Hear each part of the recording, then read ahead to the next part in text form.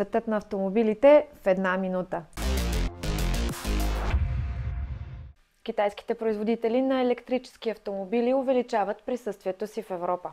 Това се случва благодарение на вертикалната интеграция и конкурентни цени. Европа, затруднена от бюрокрация, високи разходи и инфраструктурни слабости, е по-бавна в адаптацията си.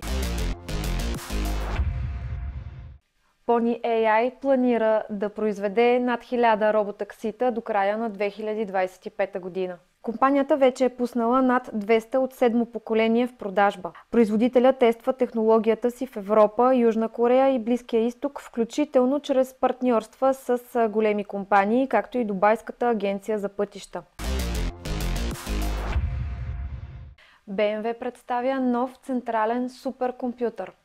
Става дума за Heart of Joy за електромобилите Neue Klasse, който координира всички основни функции в реално време за по-хармонично шофиране.